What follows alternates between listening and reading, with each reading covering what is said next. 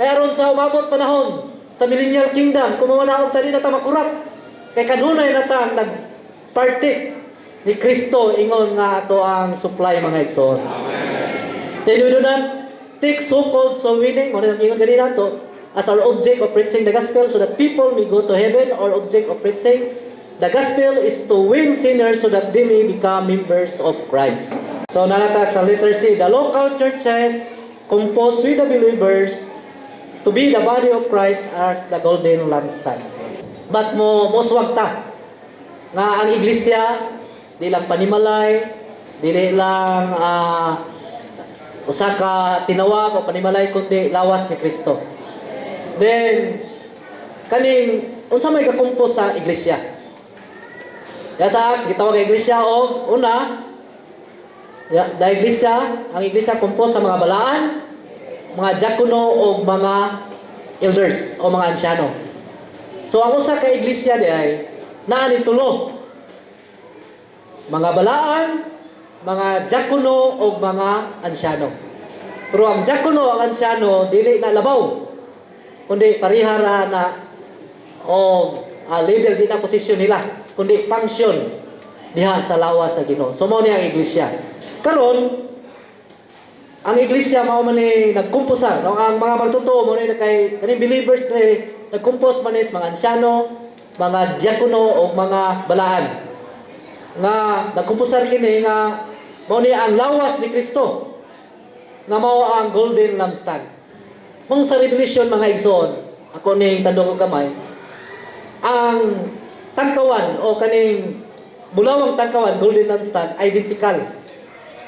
Sa pito ka golden lampstand diha, maglisod ka og identify og ahilan kalainan kay parehas sila tanan. Pero imong nambiran 1 2 3 4 until 7 makabawi kani number 1, number 2, number 3 pero parehas sa tanan. Maigsoon na makaiglesiyahanan ang sulod, ang elemento parihara mao si Kristo. Ayon mo atong pagkakita sa mga kaiglesiyahanan, parihatag pananawon sa Dios nga Amahan, diha kang Kristo nga ang iglesia sama ra mga igsoon. Diha sa kinabuhi kinaiya. Pero sa kondisyon dili pareha. Una dili tamayo na to sahay tan-aw mo ta sa gawas. Iglesyahana. Lupisay na di man. Say compare na to ba? The church in Orquita, the church in Aluran, even lupisay na Plaridel. Kini nga cluster, isang aha makaiglesia na parihara mga igsoon. We are identical, bulawang tangkawan. Pero sa kabahin, dahil ay kondisyon God, muna na anak sa tao, naglakaw, pabutol sa mga takuling. Okay? Pero mo tanaw ta sa view that the golden lampstand, parihara yung element, bulawan mga igsoon. Ang forma, tanan, parihara. Samang pagkagi ang iglesia, ang sulod, ang elemento, ang tanan, si Kristo ra mga igsoon. Then all the golden lampstands are identical in nature, shape, function, to be the one expression of Christ. So sa kapagpadayag ni Kristo, the unique oneness of spirit of the unique body of Christ. So ang Espiritu, the unique fellowship, natay usa ka buktong talagsawang pagkakabitay o buktong talagsawang Espiritu, participating in the unique flow of the triune God. Mao nang atong sumbanan mga igsoon diha gyud sa Espiritu. Natay usa ka pagkakabitay, usa ka flow, usa ka agay. Nga agay sa kinabuhi des Espiritu mga igsoon. Then in the unique mode of the unique God for the unique accomplishment of His unique economy. The unique blending in the unique life Christ of His unique testimony in the universe. Munang ang lugwa nini nauntay bugtong talagsawang panagsagol mga igsoon. Salamat nining usa kapang himatuod, usa kapag padayag nga magbansay ta nga makalisod ta sa atong espiritu. Di lang sa realidad kundi dadon ta sa practicality diha sa pagkausa aron matandog nato ang matag lawas ni Kristo. O nang salit o sa lesson for the elders sa training, no? Gi-encourage ta, gidasig ta nga di lang ta magpabilin sa atong mga lokal, di lang ta magpabilin sa atong mga district, but we encourage nga mo church mo adtos matag district o asa labi na dakong iglesia, no? Napamangyo yung mga district nga wala ka adtos laing district, no? Ano madasig? Ayok, mga district in charge, no? Ilusip lang, labi na sa kita, binasig nga, di lang ta magpabilin diha sa atong kwadrad, no? District Slamak, district sa Bupod, hata, magawas ta. Madasig igsoon, matumay sa laing district. Karon, ang mga igsoon nakita ba? Madako ay ang pananawon, mabroaden. Ang mao ni ang matagbahing sa lawas. Then after that, mugawas ta.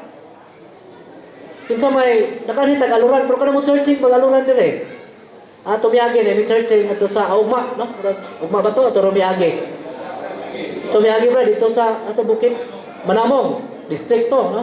Praise the Lord. Pero uban ba, no? Usay mga turo magutas. Kanang mga ilado ubang mga district o ubang mga lokal mga igsoon, no? Atong bansayon nga matandog na to ang matagbahin. Then lastly, kana bang moadto ta nga dili ta magpabugat sa matag lokal. Lanuhon yun. Okay, ang meals ron kanang 50 dili na. 100 per head. Sa 100 lang may igsoon, 20 mi kabo o 30 mi mo churching at Miss Plaridel tag 100. Oh, amen. Yung sakyanan kung tubilan. Then ang pinaka kuan yun, atong andamon atong espiritu. Aron ang adto dito makasangkap tas may igsoon. Og sila pod makasangkap dinhi nato. Amen. Di sila maka-praise the Lord kay ang atong offering para sa meals nadong. Oh. Dili man matagbo gid na mo nang inyong gilitson diha o gilatan, pero at least di pa mabugatan kay na may 100 kada ulo na mo. Ang muadto lang po ta dito. Inig-uli, "Amen, praise the Lord, dasig kayo." Wa gani ya mo higi. Wala ta katandog sa praktikal sa lawas sa Ginoo. Ano man nabugatan man sila. Mao nang pagtudlo kini mga igsoon. Sa atong churching, di man gyud malikayan, di man gyud mao man gyud ang pagdasig kay mao man ang usa ka gibilin aron mabroaden ato pananawon mahitungod sa lawas ni Kristo. Ang unibersohanong lawas kadtong taglaing dapit dili sa Mindanao mo atong Tagluson dili ta pagpabugat sa matagbahin sa lawas. If we have riches ato na doon, no? Pagduhol, hallelujah, para moingon mga igsoon balik-balik mo. No? Correct. Hong-hong mo ba? Ay nabugbalik eh. Okay. Iki kayo, no? Walay praktikalidad. Realidad espiritu dasig. No praktikalite. Wala. Then kani pong makadasig. Nga ubo churching, gwapo ito atong balay bukas sa pag-abi-abi nila. Yan yung matandog ang practicality sa lawas sa Ginoo. Salamat sa Ginoo.